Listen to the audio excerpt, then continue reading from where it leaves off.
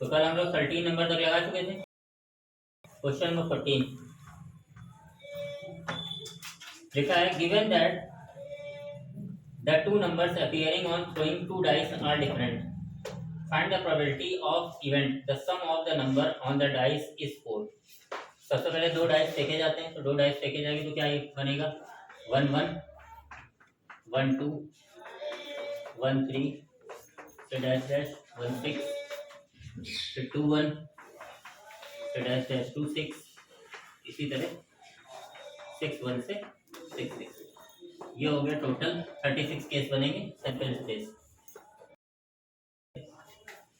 Given that the two number appearing on throwing two dice are different, तो यहाँ पे दिया है कि जो गिवन होता है उसको हम लोग x बोलते हैं और जो निकालना होता है उसको e बोलते हैं। तो गिवन क्या है कि डाइस पे जो नंबर आ रहा है वो दोनों डिफरेंट है। तो डिफरेंट का मतलब जैसे 1 2 1 3, इस तरह से, मतलब 1 2 ठीक 1 3 से लेके 1 6, फिर 2 1 2 3 से 2 6, ठीक है। डिफरेंट नंबर जो सेम वाले हैं उनकी बात नहीं कर रहा। फिर इसी तरह करते करते 6 1 से 6 5, ये डिफरेंट नंबर है। यानी इसके अंदर कौन कौन नहीं है, 1 1 नहीं है, 2 2 नहीं है, 3 3 नहीं है, 4 4 नहीं है, 5 5 नहीं है, 6 6 नहीं है, यानी 5 नहीं है, बाकी 30 है। तो इसकी प्रोबेबिलिटी क्या हो जाएगी पीएफ की 30/36। इसके बाद है ई, जो हमें निकालना है। तो हमें क्या निकालना है, एक मिनट आ जाओ ई क्या निकालना है, निकालना है the sum of number on dice is 4। जो सम है वो 4 है, तो 4 कब कब आएगा, 1 3 पे आएगा, इसके बाद 2 2 पे आएगा और 3 1 पे आएगा, और तो कहीं आएगा नहीं 4, ठीक। तो पी कितना हो जाएगा 3/36। पी इंटरसेक्शन है, पहले इंटरसेक्शन एफ निकाल लो। तो ई इंटरसेक्शन एफ क्या हो जाएगा, दोनों में कॉमन क्या है, कॉमन वही है, इसमें सारे डिफरेंट नंबर हैं और इसमें भी जो डिफरेंट है वही कॉमन होगा। तो डिफरेंट कौन सा है 1 3 और 3 1, तो 1 3 3 1। प्रोबेबिलिटी कितनी हो जाएगी इसकी 2/36। निकालना है पी E/F, ये हो गया 2/36 अपॉन पी एफ 30/36, कैंसिल कर देंगे 1/50।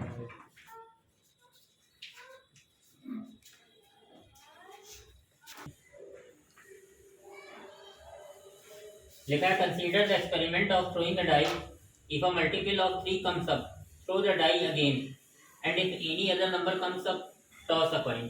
तो सबसे पहले सैंपल स्पेस बनाएंगे। तो सैंपल स्पेस बनाने के लिए क्या है, consider the experiment throwing a die, एक ऐसा एक्सपेरिमेंट है जिसमें हम पासा फेंकते हैं और अगर 3 का मल्टीपल आता है तो हम पासे को दोबारा फेंकते हैं। तो सबसे पहले आपने पासा फेंका, 3 का मल्टीपल आया तो पासा दोबारा फेंकना है। तो 3 1 आ सकता है, 3 2 3 3 3 4 3 5 और 3 6। 3 का मल्टीपल 6 भी होता है, तो 6 भी आएगा तब भी पासा दोबारा फेंका जाएगा। तो 6 1 6 2 6 3 6 4 6 5 6 6। कह रहा है कि अगर लेकिन कोई और नंबर आता है, कोई और नंबर का आने का मतलब है कि 3 का मल्टीपल के अलावा मतलब 1 आता है, 2 आता है, 4 आता है और 5 आता है, तब क्या किया जाता है, एक सिक्का उछाला जाता है। लिखा है if any other number comes, तो अगर मान लो 1 आता है तो सिक्का उछाला जाएगा। तो 1 के साथ हेड भी आ सकता है, 1 के साथ टेल भी आ सकता है, 2 के साथ भी हेड आ सकता है, 2 के साथ भी टेल आ सकता है, 4 के साथ भी हेड आ सकता है, 4 के साथ भी टेल, फिर 5 के साथ हेड, 5 के साथ टेल। यहाँ पे 3 नहीं लेंगे, क्यों, क्योंकि जैसे ही 3 लेंगे तो फिर दोबारा डाइस फेंक दिया जाएगा। तो कुल मिला के ये सैंपल स्पेस बनेगी, यानी 12 केस उधर और इधर कितने बने, टोटल कितने केस बन गए 20 केस। अब इसके आगे कह रहा है find the conditional probability of the event the coin shows a tail. हमको इस बात की प्रोबेबिलिटी निकालनी है कि कॉइन में जो है वो टेल आए, तो जिसकी निकालनी है उसको बोलते हैं ई। तो टेल आए, तो टेल कहाँ कहाँ आ रहा है बेटा, 1t 2t 4t और 5t। गिवन है f,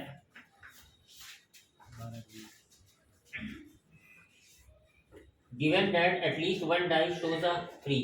कह रहा है कम से कम एक पासा जो है उसमें 3 आता है, ये दिया है। तो 3 आता है वाली कंडीशन हो जाएगी 3 1 3 2 3 3। कम से कम एक में 3 आता है, इसका मतलब दोनों में भी आ सकता है। इसी तरह नीचे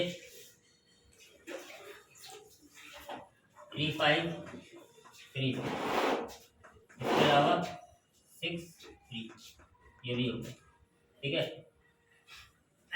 कम से कम एक में आता है इसलिए 6 3 वाला मिल जाएगा। ठीक है, अब ई इंटरसेक्शन है, दोनों में कुछ कॉमन दिख रहा है तुम्हें, कुछ है कॉमन इसमें और इसमें, कुछ कॉमन है, कुछ कॉमन नहीं है, क्या लिखेंगे 5 है। अब सबकी प्रोबेबिलिटी अलग अलग निकालो। तो सबसे पहले हो जाएगा पी ई, कितना आ गया 1 2 3 4 4 by 20। P S 1 2 3 4 5 6 7 by 20। P E intersection है, ये आ जाएगा 0। निकालना है पी ई बाई एस, ये जाएगा 0 बाई 7 बाई 20।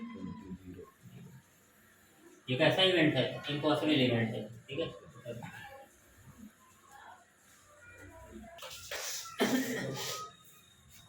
चलो क्वेश्चन नंबर 16 क्या लिखा है,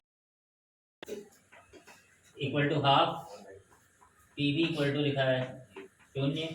हमको फाइंड करना है पी ए बाई बी। सबको पता है कि पी ए बाई बी क्या होता है, P A by B equal to P A intersection B upon P B, और पी बी दिया है 0। किसी चीज़ के डिनोमिनेटर में जब 0 आ जाता है तो वो नॉट डिफाइंड हो जाता है। तो कितना आ जाएगा, ये नॉट डिफाइंड।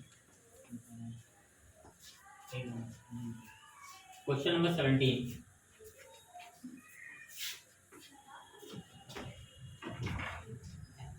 यहाँ पे लिखा है कि P A by B equal to लिखा है पी बी बाई ए।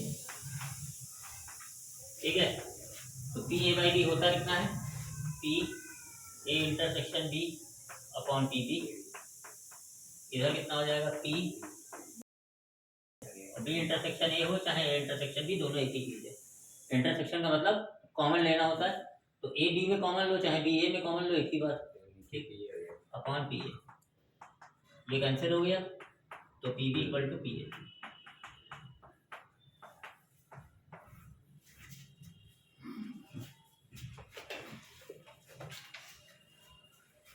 कितने मिनट का हो गया वीडियो। अगली एक्सरसाइज में पी ए इंटरसेक्शन बी, इसकी वैल्यू अगर P A into P B होती है, ये कब होती है, जब A and B are independent.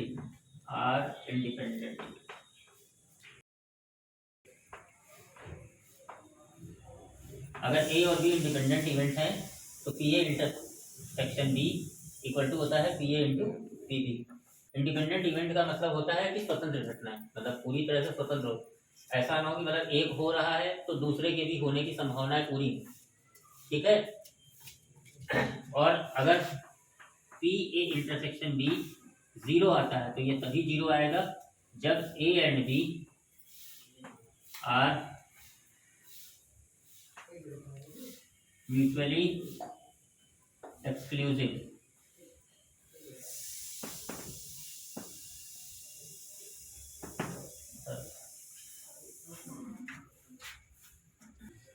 Exercise 13.2 first question है, यहाँ पे दिया है P A equal to 3/5, P B equal to दिया हुआ है 1/5, हमको फाइंड करना है पी ए इंटरसेक्शन बी। यहाँ पे लिखा हुआ है कि A and B are independent event. तो if A and B are independent event, तो इसका मतलब क्या है कि P A intersection B independent event मतलब स्वतंत्र घटनाएं। अगर स्वतंत्र घटनाएं हैं तो पी ए इंटरसेक्शन बी ये होता है P A into P B. P A 3/5, ये 1/5, ये आ गया 3/2। आया समझ?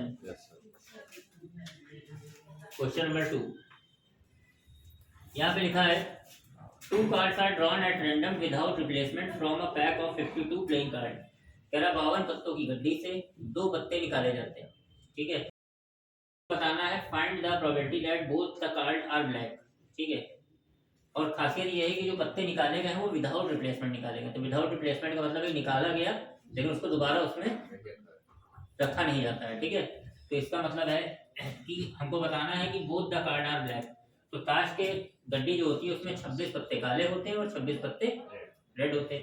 तो बोथ कार्ड रेड, तो पहला कार्ड जो है वो काला निकलेगा, इस बात की प्रोबेबिलिटी है। तो काले पत्ते टोटल 26 होते हैं और टोटल कार्ड होते हैं 50। तो ये फर्स्ट कार्ड निकलेगा ब्लैक। अब दूसरा पत्ता काला निकलेगा, इसकी प्रोबेबिलिटी हो जाएगी 25, क्योंकि एक पत्ता हम निकाल चुके हैं, उसमें काले पत्ते बचे 25 और टोटल कार्ड कितने बचे हैं 51। कैंसिल कर देंगे तो 25/1 और 2। ठीक,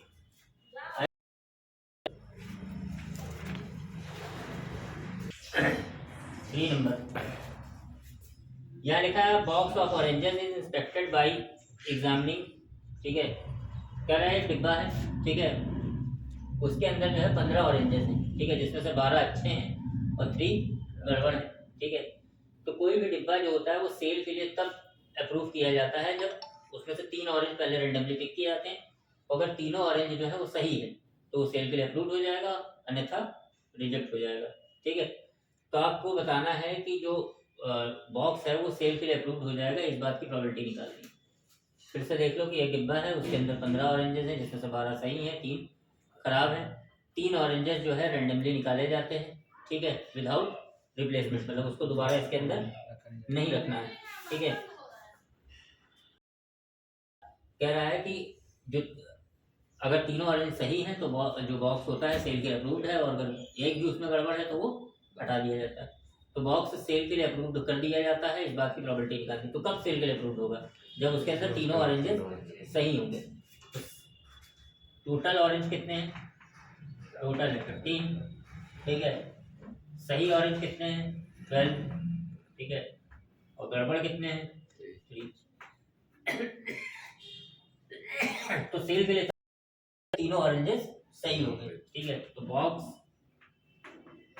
will be approved for sale. इसका है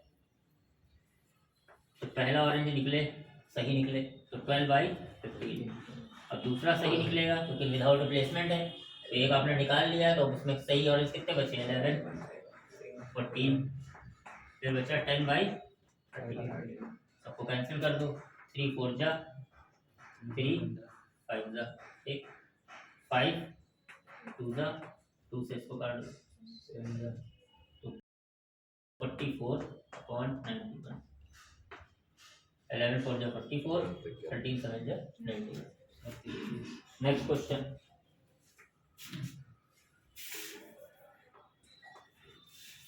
यहाँ लिखा है a fair coin and unbiased die are tossed. ठीक है, अनबाइस्ड डाई क्या होता है? जिसमें दोनों तरफ के आने की संभावनाएं जो है बराबर हो। ठीक है, बाइस्ड डाई वो होता है जिसमें किसी, जैसे हेड पता चला ज्यादा बार आ रहा है, ठीक है, या टेल जो है ज्यादा बार आ रहा है, तो हो गया बाइस्ड कॉइन। अनबाइस्ड मतलब जहाँ पे इक्वल प्रोबेबिलिटीज हो। ठीक है, कुछ भी आ सकता है। तो कह रहे एक फेयर कॉइन है और एक अनबाइस्ड है। फेयर कॉइन का भी यही मतलब है। ठीक है, कि डाइस का मतलब हो गया तो 1 2 3 4 5 जहाँ कुछ भी आ सकता है, और कॉइन का मतलब हो गया कि जहाँ पे हेड और टेल इक्वल प्रोबेबिलिटीज हो दोनों की देखा जाता है। तो कह रहा है कि ए जो इवेंट है, पहली चीज है कि ए जो इवेंट है उसमें हेड अपीयर ऑन कॉइन है, और बी जो इवेंट है उसमें 3 ऑन डाई है। तो एक फेयर कॉइन और अनबाइस्ड डाई देखा जाता है। तो पहले उसके सैंपल स्पेस बना लो। तो फेयर कॉइन और अनबाइस्ड डाई, तो भाई पास कॉइन फेंका गया तो हेड 1 आ सकता है। ठीक है, टेल 1 भी आ सकता है। इसी तरह हेड 2 आ सकता है और टेल 2 भी आ सकता है, हेड 3 आ सकता है, टेल 3 आ सकता है, फिर हेड 4 टेल 4, फिर हेड 5 टेल 5, फिर हेड 6। कुल मिला के कितने केस बन गए? 12 केस बन गए। ठीक है, तो पहला इवेंट लिखा हुआ है ए,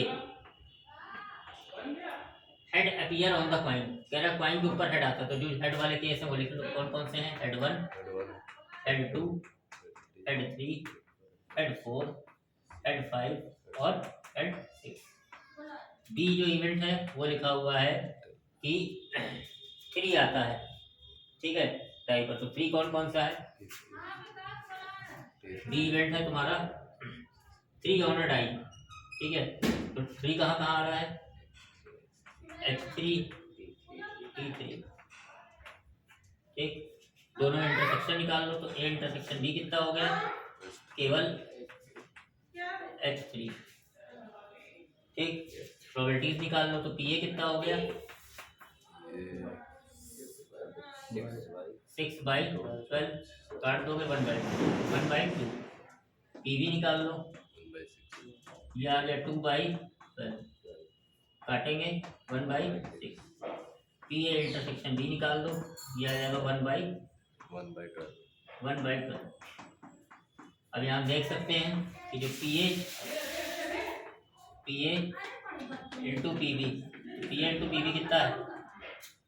पी ए है 1/2, पी बी है 1/6, मल्टीप्लाई करेंगे तो 1/12, और 1/12 किसकी value? P A intersection P B. इससे ये बात साबित हो गई कि ए एंड डी कैसे इवेंट हैं? Independent. A and D independent.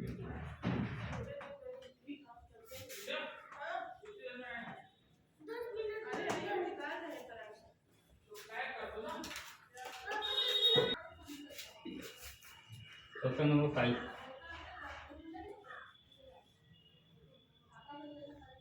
कह रहा है एक पासा है जिसमें जो 1 है, 2 है और 3 है, इनको लाल कलर से मार्क किया गया और 4,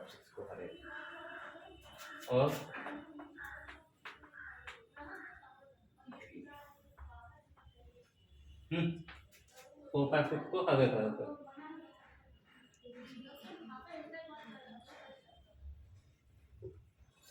कह रहा है कि जो एक इवेंट है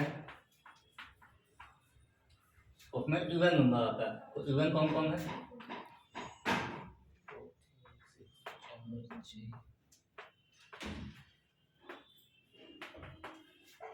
और जो बी इवेंट है उसमें रेड कलर।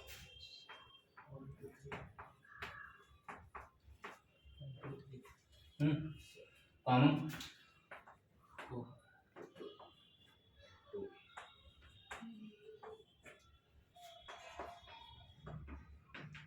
कितना हो जाएगा? 3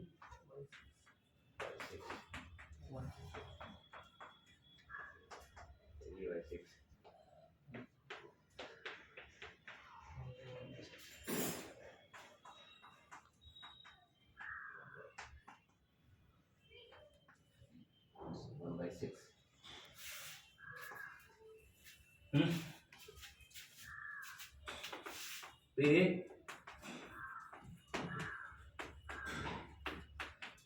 इनको प्रीवियस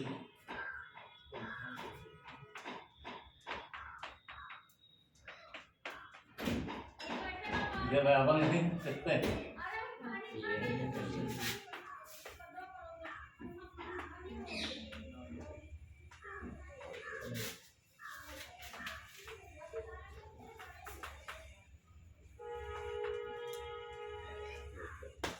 इसका मतलब इंडिपेंडेंट नहीं है।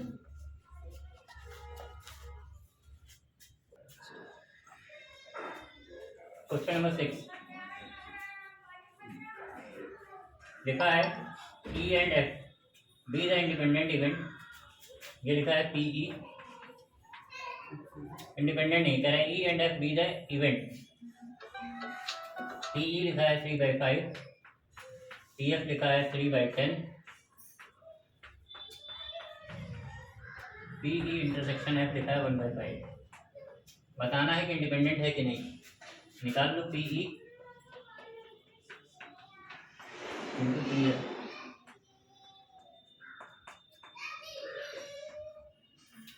9/50,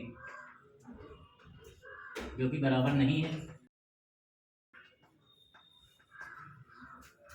इसका मतलब नॉट इंडिपेंडेंट।